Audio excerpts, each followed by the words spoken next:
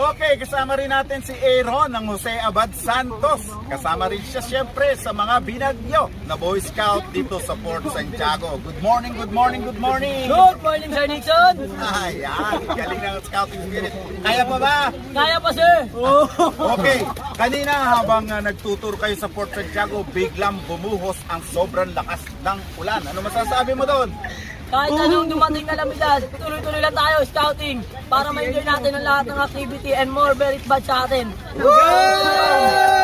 Ang galing! Okay, tama nga naman. Yan ang tinatawag na scouting spirit. So, ito ngayon, sa ginawa niyong exercise, anong merit badge ba ang pinupuntirya mo?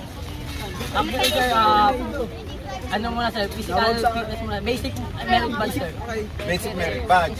Magkakaroon ka yata rito, ito ay preparasyon para magkaroon ka ng merit badge sa Rizal Lore, ano pa yung isa? Heritage. Filipino Heritage. Iyon.